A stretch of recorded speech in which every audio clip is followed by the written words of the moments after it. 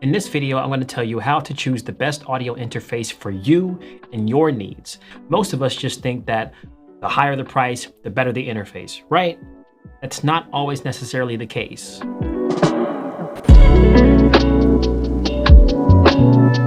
I'm going to touch on just about 9 different aspects of audio interfaces that you should be looking into before you go ahead and buy them. This is not sponsored, but I did get sent these interfaces to check out quite some time ago by Z Sounds. So if you guys do want to buy an interface for yourself or want to look into shopping, I'll leave a link down below. But on my list of things to consider, let's dive into number 1, which is bit depth and sample rate. I hate saying bit depth. Basically, to sum it up, a higher bit depth and sample rate will result in higher sound quality and more accurate recordings. But the con here is it also requires more storage space because of all the information you're packing into that audio file. Bit depth and sample rate of audio recordings determine how much detail and accuracy the recordings have. A higher bit depth means that there are more colors or levels of loudness that can be recorded, while a higher sample rate means more snapshots of sound can be taken per second, resulting in a more accurate representation of the sound being recorded. Most people out there that's listening to music, they're not going to be able to tell the difference between any of this stuff. But if you're the type of person who either wants the best quality for your sound, or you're in my shoes and you're looking for something that is a step up from the beginner level interfaces you've been using for the past 10, 15, 20 years. I'm growing as a musician. I'm growing as a music producer, as a singer. And so I want my equipment and the sound quality, even if it's minute to other people, to me, I know that I'm getting the best quality and I'm getting the improvements of my sound that I feel should reflect my level of expertise in my music. Number 2 is going to be latency. But latency is the delay between the time you play or sing a note into your interface to the time that you hear it back. The lower the latency, the lower the delay is in your audio recordings, or the faster you can hear your voice back. So if I'm singing into this microphone right now and I have a really high latency, it's going to repeat back to me. You see how jarring that is? Now, this is terrible if you're the type of person who likes to record and hear themselves monitoring on their audio interface. Or if you're playing an instrument and you're hearing that instrument played back, it's gonna be like bump, bump, bump, bump, bump, bump. It's horrible. And that's the kind of thing that can really mess up your flow in your recording. Whether you're singing some notes or you're playing an instrument into whatever DAW you're using, it's gonna screw up the way that you feel the music, and you don't want that. So you want the lowest latency possible, and this is indeed something that I would say everybody should aim for. Now, number 3 is going to be the dynamic range, and I love to compare this to dynamic range of cameras because I am a camera nerd. I should show you guys. You got camera 1, camera 2, camera 3, and camera 4. All right, anyway. In the cinematography world, dynamic range refers to the amount of lightness and darkness that you get in an image, and being able to capture all of that information in between without things being blown out or too dark in the image. With audio recordings, we're not talking about visual light and darkness, we're talking about the loudest and the quietest parts of your audio. And this is going to be important because if you want to have a recording where you're whispering or you're singing like really low stuff, and you want to still capture all that detail in that quieter range, while somebody who's singing, or in that same song even, you're singing like belting out notes and singing the loudest that you possibly can without it clipping. You want that detail to be able to be captured as well. So the higher your dynamic range, the better you're going to be able to capture all of that audio information from the louder points to the quieter points without distorting the audio. In other words, if you're going for an audio interface that is on an entry level, or even can be one of these more expensive ones, but it has a lower dynamic range, then you're willfully limiting yourself in the audio that you can record. And all these things are going to be very important for capturing the detail in your audio. Let's go ahead and talk about the headphone output impedance, because this is actually also important as well. This is another really important thing that you want to consider when buying an audio interface, because headphone output impedance refers directly to the amount of power that the audio interface can put into the headphones or use to drive the headphones. For instance, the impedance of the Austrian Audio High X60 headphones is 25 ohms. Meanwhile, with something like the Audio-Technica R70X headphones, these have an impedance of 470 ohms. Now, why is that important in relation to your audio interface? Different audio interfaces are going to play back the audio through your headphones at different levels and even with different amounts of clarity and power. You can have audio interfaces that have 0 impedance or ultra low impedance levels like the Symphony Desktop or the Duet 3.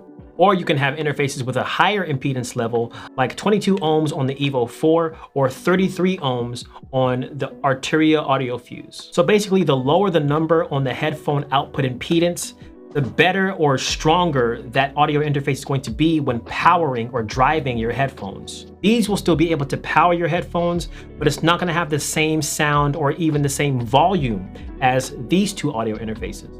Lower impedance headphones require less power to deliver high audio levels, while higher impedance headphones require more power to deliver that same audio level. But to compare those headphones on all these audio interfaces, I actually had a more crispier, nicer tone to my audio that I was listening compared to when I put the same headphones into these audio interfaces. I did find that I had to use an external headphone amp. Definitely shoot for the higher impedance headphones if you're doing any kind of music production, but then also your interface needs to have, on the reverse end, a lower impedance level, a lower number that you can power those headphones adequately. Number 4 is going to be input and output options. Now, some interfaces are going to have very few, like the Audient Evo 4, while others are gonna have a plethora, and this is where the big, nice, chunky Audiofuse, it has a bajillion inputs. I'm not going to count these. It's meant for the live performer or the live musician who's playing instruments, who's hooking things up and collaborating with their musician friends. Does your interface have enough inputs and outputs for what you are going to be hooking up to it? Now on to number 5, which is mic preamps. Now, to me, this is one of the most important things because one of the, if not the only thing that I use my interface for, aside from listening to my music, is recording my vocals.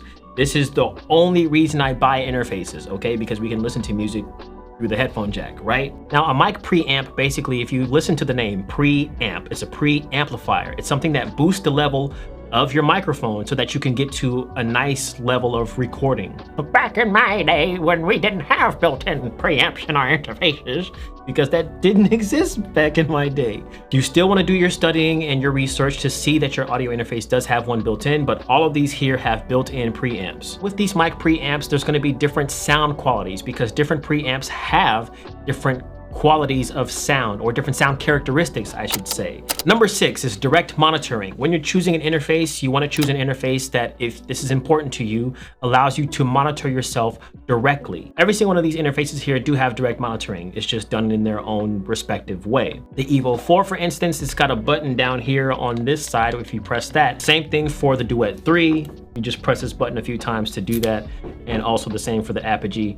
I don't really care about direct monitoring. I just take the ear off, me personally, to hear me singing. So if you're a vocalist, you may just want to consider popping an ear off, because I find, me personally, that just hearing yourself naturally in the space is the best way to hear yourself instead of listening through, you know, a signal being processed over your ears. It's a bit weird for me, to be honest. I could never get into direct monitoring, so that really doesn't matter to me. Number 7 is going to be software. This can also be drivers too, but I'm a Mac user, so I really don't have to download drivers. All these different audio interfaces come with their own respective software. With Apogee interfaces or universal audio interfaces, they have this thing called DSP processing, which is onboard effects processing, so that your computer doesn't have to process the effects on that audio. And what that does is it frees up more resources, aka your RAM, your processor, and things like that, so that your computer can continue to run fast. Usually these types of interfaces are really good for people who use a lot of plugins on their vocals, or people who don't have the fastest computers to begin with. The only thing about this is that when you buy an interface that does that, usually it comes with its own plugins, its own versions of compressors and EQs and reverbs and things like that. So if you're somebody like me who buys third-party plugins like Waves or Isotope or things like that, you cannot run those through these interfaces. So it depends entirely on you, what type of plugins and software that you want included, and also if you want to have onboard processing for these audio interfaces. Finally, number 8 is going to be the form factor and portability. So all these different interfaces have different form factors. And as a result, a lot of these are going to be more transportable than another one. For instance, the Symphony Desktop, you can't take portable anywhere unless you have a big giant like battery pack that you can plug it into, because it only works if it's plugged into a wall. There's other interfaces that require DC power, that require you to plug into something with that DC connector for it to work. That's something that you definitely want to consider. Meanwhile, this one's kind of weird because it has like these two USB things that come out of a fork, and you have to plug both of those into your computer if you're not using the plug-in DC power for it to work. But then you have more portable options like the Apogee Duet 3. The reason I like this one is because it's so thin. This is the most portable interface that is capable of great things that I have seen personally. And so depending on your needs, depending on what you want to do with your setup, and if you plan on being on the go or not, an interface like this is going to be far better for your needs than something that is as chunky as an Audiofuse, or something that can't even move off of a desk to begin with, like the Symphony Desktop. So now you have a general idea of everything that you need to understand before you buy the best audio interface for you and your home studio setup. Let me know which of these interfaces you like the most, or if there's one that I didn't mention today that you may be looking at that you might want to try out. Either way, guys, hit that subscribe button, turn on the bell notifications so you'll be notified every time I upload a brand new video. I love you. As always, stay legendary. We out.